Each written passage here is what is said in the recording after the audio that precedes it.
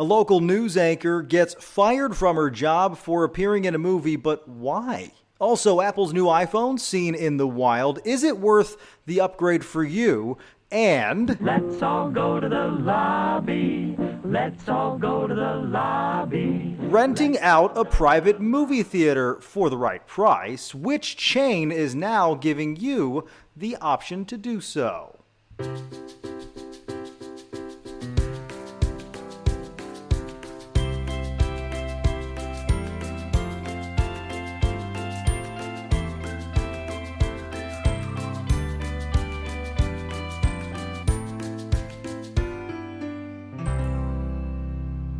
Thank you for joining for another episode of Anchors Away. I'm Sarah Threadgill along with Robert Burns, former TV news anchors who now have fun with the news. Subscribe for free on Apple Podcasts, Spotify, or wherever you listen.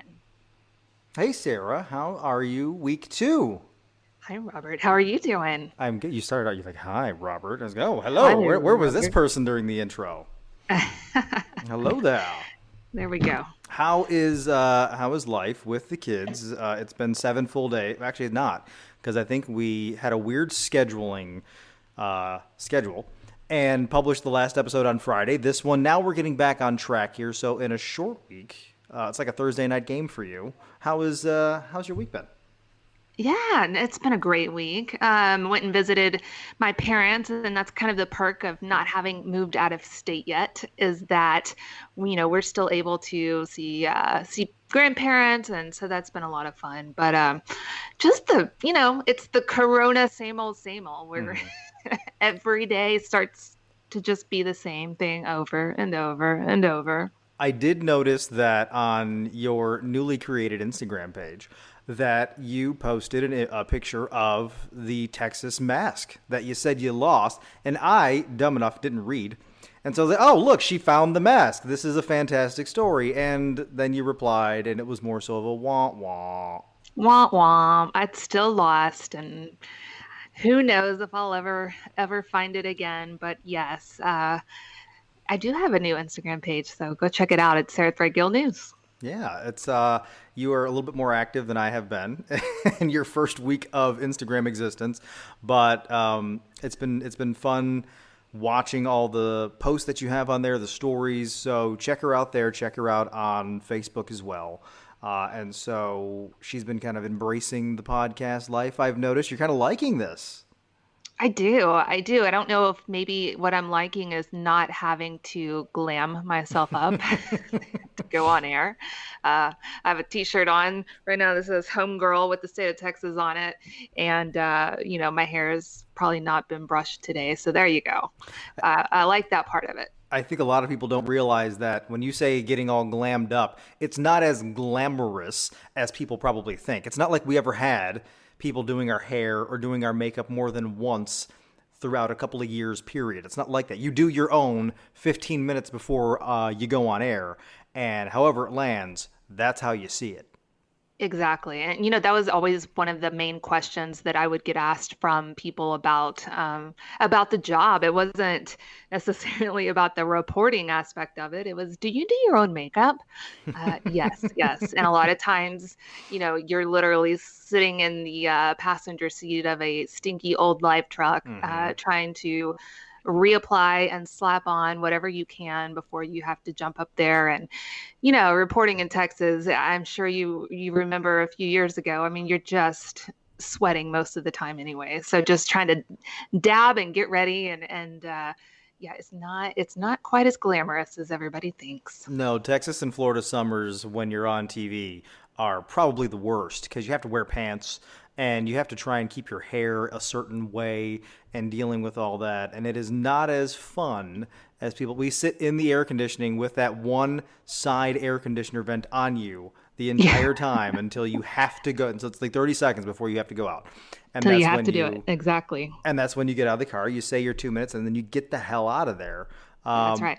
Get back in the AC. I did want to say thanks to everyone for listening because last week, your first episode with us is our Anchors Away second most listened to episode since the first episode that came out. So thanks everyone for listening. Thanks for engaging. Like, share, subscribe, all that fun stuff. that Sarah mentioned earlier. So, with that being said, let's get into our first story of the day. And Sarah has it about another news anchor who happens to be in some hot water. It's like the most appropriate opening for this particular story. Well, I feel for this particular anchor out of Boston, WHDH Channel 7 News in Boston. She apparently has a small cameo in Adam Sandler's latest comedy, which was released on Netflix, called Hubie Halloween, and she got fired for doing it. She got fired for doing that cameo. So, yeah, I wanted to talk about contracts because that's apparently what happened here. She violated her contract. So and obviously for people who don't know, HDH in Boston, it's a very large, you see a large market. It's Boston, but it's also a very large television station. And so I would like to know a little bit more because I didn't read the story. I go into Sarah's stories just like you guys and listening out there. I don't know what the hell the story's about. I read the headline. It's pretty much what we're going with. Adds to the element of surprise. But what was the specific wording that there was in there that she broke? Because obviously you wouldn't do something like that without asking your bosses, I don't think, unless she went and did it anyway. That's part of that's part of the story here. She releases some information, I guess, on Instagram saying I violated my contract with the station and mistakenly did so. Oh, got a video popping up here, one of those ads. But she says I mistakenly violated my contract, and but I don't quite know exactly what that was. I know in a lot of contracts they're very specific, and you really have to read the fine print when you're getting ready to sign those contracts. And I know there's not a lot of other professions out there that require employees to sign such ironclad, contracts that really keep them locked in and keep them locked in even after they leave the job. So very tricky for her. I don't know if she's going to, end up somewhere else. I hope so for her. I'm sure she's a great anchor, but yeah, she appeared as Harley Quinn in costume, reporting or doing the anchoring a show on the movie, and got her fired. I feel bad. I feel bad for her. I mean, if you look it up here, if I'm going to pronounce this correctly or incorrectly, if she's listening, then great. She's listening and she can call me out on it. Elena Pinto is her name. All you have to do is really just search for news anchor fired. Probably the first thing that's going to pop up. But we'll also have a link to it in our show notes. And you can see what she looks like. She looks like Harley Quinn. She looks like, the actor from the DC movies. And so maybe that's it. I don't know what it would be what the language was. Usually the film studios will then reach out, because I have a number of friends. You've been in this business long enough. You've got friends who have been in movies.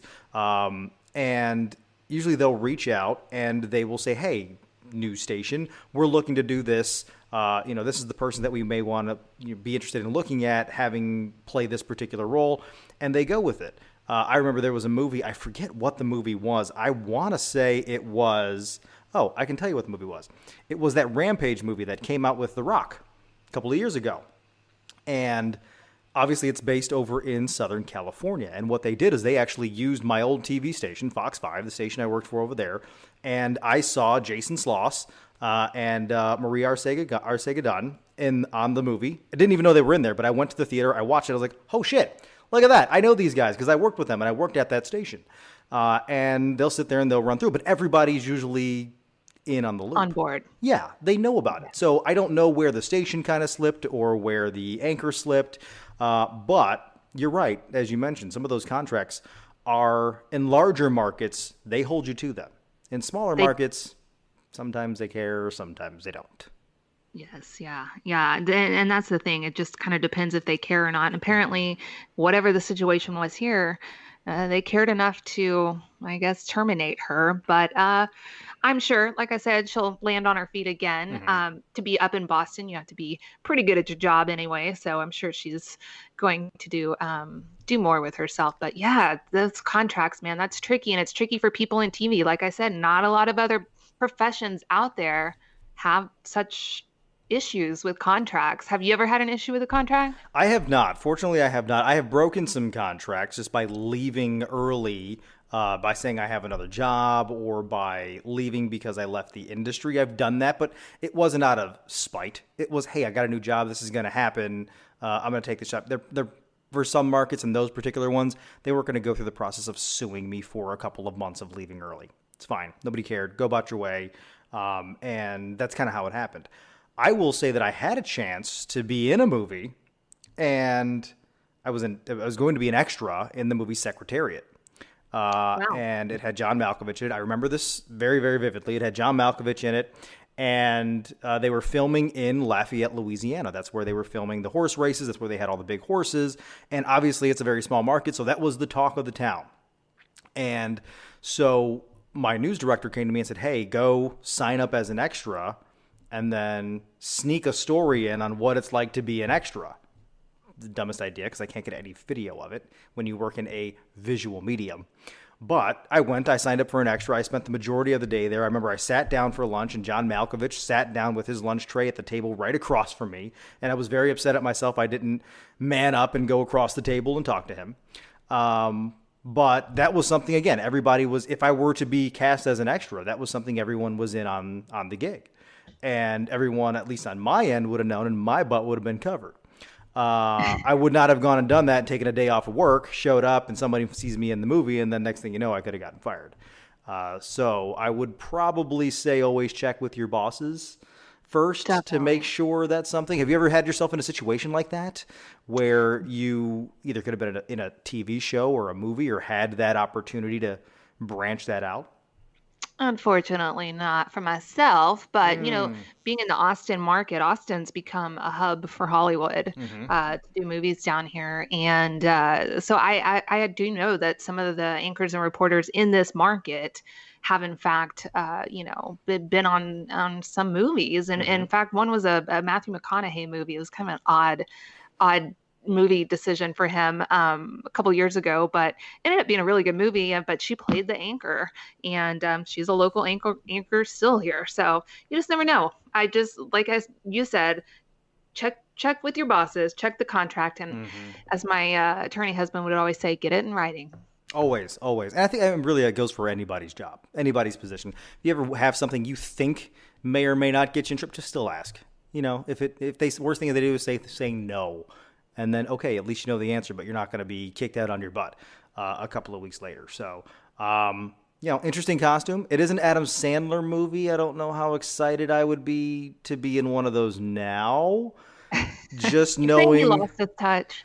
yeah, he's gone down. He's just filling out that. He's filling out that Netflix quota, just like The Rock filled out his Disney quota back when he was making movies like The Tooth Fairy and stuff. I think Hey, that Adam money, Sandler's money, just money. riding it out. Hey, good for him. He's making his checks. He's getting Chris Rock some business.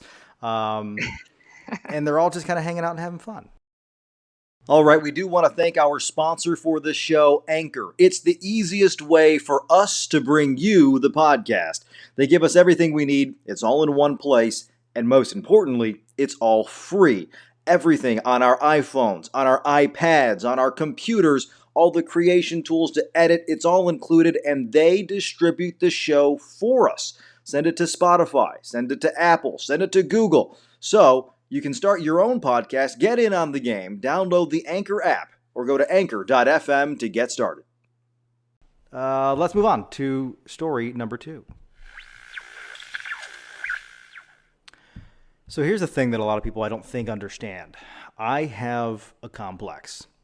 And it is whenever someone text messages me and they are a green bubble in my iPhone. Now, Sarah, as she makes a face right now, is a green bubble in my iPhone because she is a non-Apple person. She has a Surface, I believe, which didn't work out very well with internet connection last week. But No, you I have had a cheapy Motorola is what I what I use. And so let me ask you this. So your Motorola, is it the latest and greatest? Does it have bells and whistles? Do you care about those bells and whistles?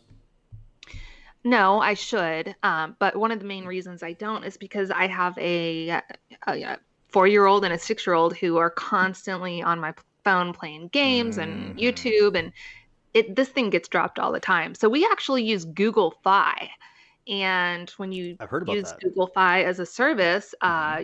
it's pretty much whatever phones they have. So I think they had two or three selections. So I have this Motorola something or another, but I'm not the type that needs the newest and best. But I think if it was for helping in work, then yes. But right now, I just need something that will survive two little boys. So the reason I bring this up is because Apple has released and now started to ship out their new iPhone 12s, which is really like the 15th iPhone that they've come out with, or some crazy number like that. They've been now pumping them out every year, and it's supposed to be a big deal because it's got 5G in it, and it's got, of course, every year it's a better camera, it's better this, it's better that. And I am a Blue Bubble person, so for anyone who knows, I am an Apple person.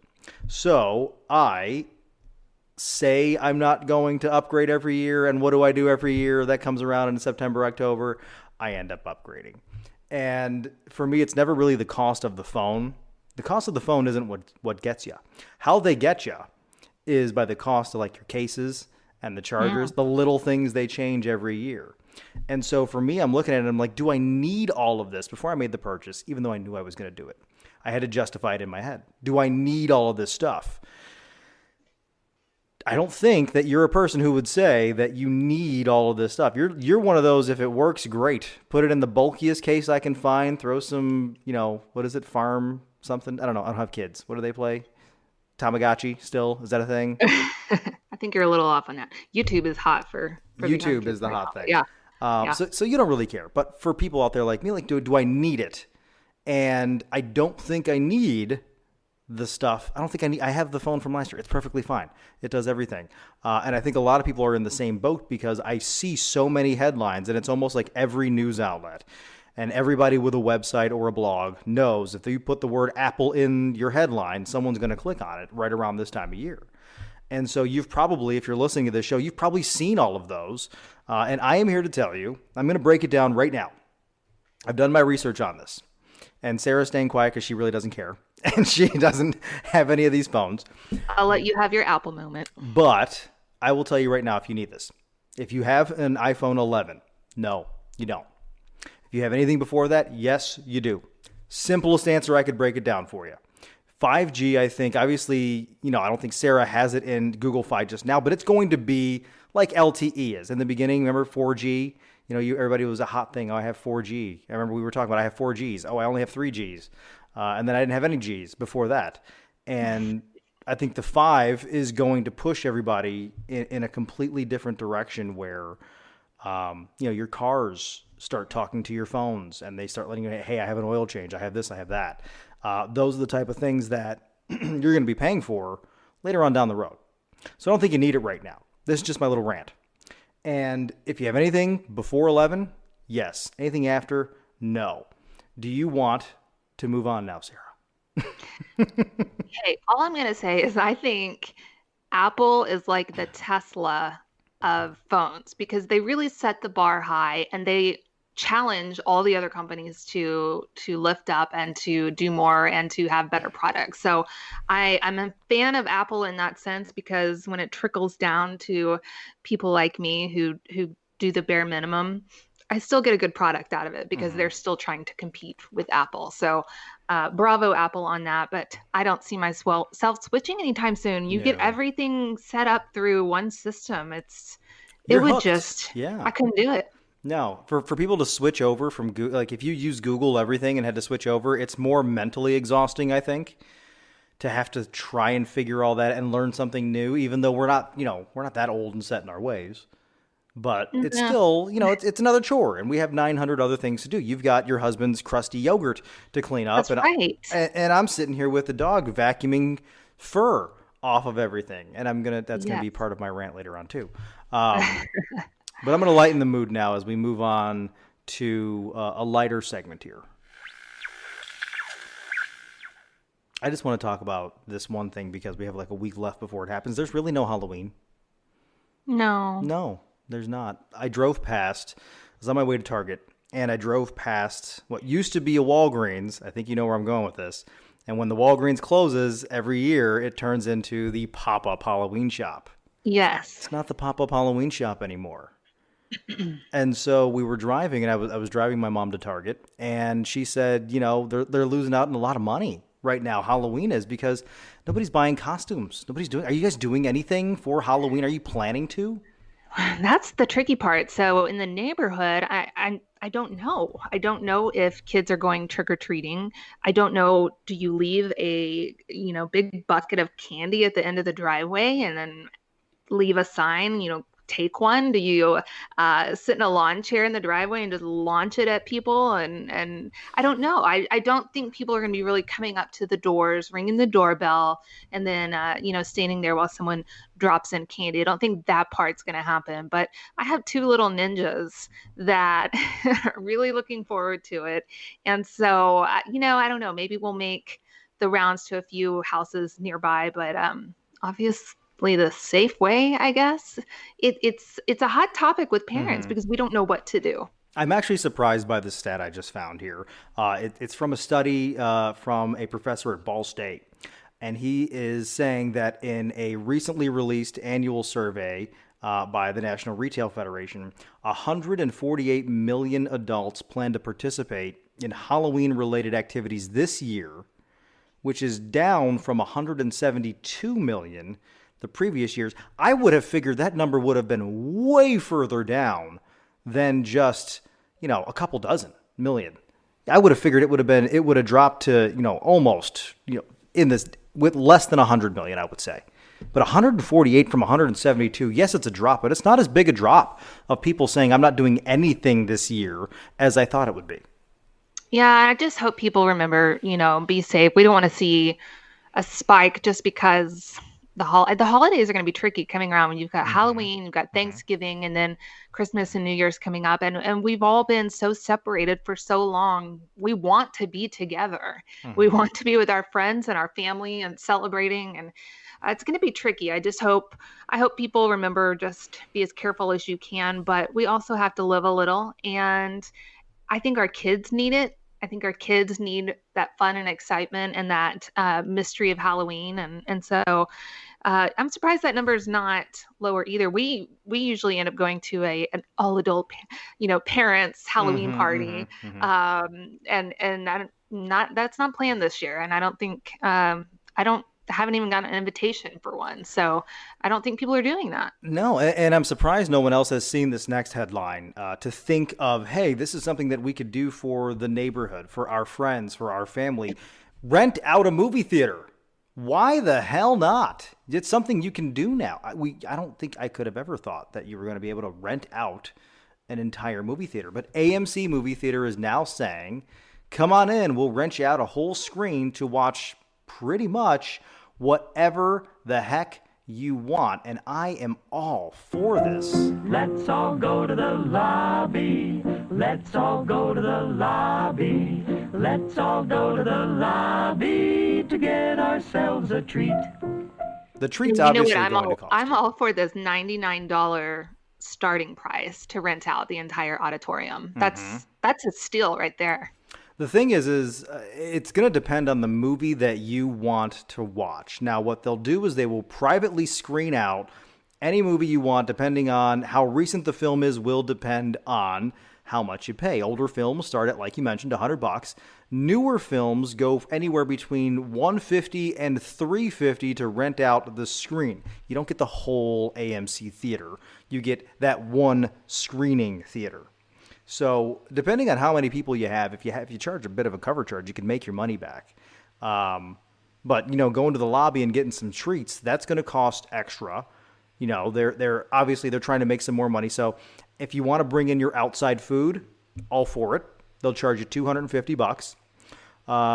If you want to have access to the auditorium before the 15-minute prior start period of your movie, that's an extra $250 a half hour. If you want to get on the microphone and play MC, that's $100. It's kind of like an a la carte party inside of a theater for you if you want. It could add up pretty quickly if you do all of that. Let's say you pick the highest movie, $350. Plus you want to bring in some outside food, $600. plus you want to MC, it's $700. $950 if you want full access to the movie theater. So about $1,000. How many people? But you know what? Say you're wanting to host a birthday party. This is a great way to do it. You don't have to clean up afterwards.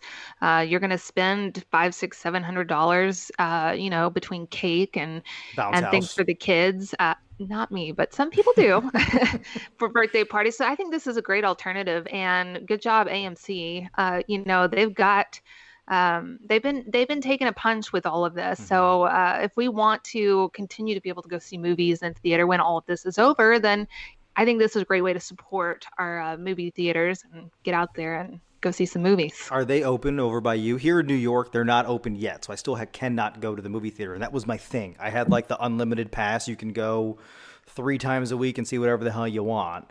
But it's been shut down since, February, March? So I haven't been able to go, still haven't. Are they open over in Wisconsin by you? Good question. Good question. I'm still in Texas right now, and I don't know. We honestly haven't ventured out that much. I think AMC's got a great offer with this. We did go play Top Golf here in Austin, and it was super clean, super safe. Didn't have anybody near us in bays to the right or left of us for like 5 days. So super safe. But yeah, I think this is another alternative. If you could get a group of people together, you can get out, you can mingle, you can have some friends together and do it in a safe way. Yeah, I like that. We didn't go Top Golf. I don't think we have Top Golf in Rochester, where I am. But I did go bowling this past week. So another one of those things, like going to the movies, going bowling, they kind of go together. And did that for the first time. You have to keep your masks on. And bowling has gotten more expensive than I remember it was when I was 12 years old and not paying for it. And now that I am 36 years old and paying for it, holy majoli. It adds up quickly because they charge you for the shoes, they charge you for the lane, they charge you for every little thing. And there was a group next to us who I think they had a birthday, or they were just buying everything. They bought the bowling alley pizza, which I would never do. They were getting pitchers of soda, and these were, late teenagers, early 20-year-old kids. And so it's like it's the only thing you can do. So you go ahead. And if the movie theaters open up, then that's another thing to do. But for $100, if you want to let your intimate family in there and you watch whatever the heck you want to watch the Goonies, go ahead. $100 on the big screen. Say you did it. Why not? This is your time to do it. Go ahead. Yeah, great idea. I like it. I'm a fan of it. We're going to wrap this episode up. These go by fast when we're just sitting here kind of going with it. It's been 25, 30 minutes already. Wow. I do want to end this week on a light note because there's going to be a presidential debate and everyone's going to get really angry online and on Facebook and on Twitter, and I don't want to deal with that. So I'm going to end it with some really horrible, cheesy dad jokes. I'm going to give you 2. I got a whole Twitter feed here full of dad jokes. Does your husband do dad jokes? Do you do mom jokes? Those are a thing too. My husband's been pretty good about not doing the dad jokes, but it's the grandpas. They should call him more grandpa jokes. Grandpa jokes. I like those. Is it which is the grandpa that has the jokes in your family? They both do. Yeah, I don't think either one. They both pull them out every now and then, and I sit and look at my dad and think, where did that come from? Grandpa jokes. I love it. I'm trying to find this one. Here it is. So what did the church mouse say to the other mice? What? Have you accepted Jesus as your Lord and Savior? Oh my goodness. That's pretty good. Come on, you can laugh at that. I do. I like it. It's cute. It's That's just something my kids would like. Yeah, well then good. And here's the last one I'm going to end it on. How do you make a waterbed bouncier? Ooh, good question. You add a little spring water in it. Ba-dum-bum. And on that note, it's called showmanship, ladies and gentlemen. We will end the show with that. Again, you can follow me on any of the socials at Robert Burns TV. You can follow Sarah on her Instagram, her newly created Instagram page. And make sure you like us, subscribe, watch us on YouTube, wherever the heck you want. We'll see you next week. Thanks for watching.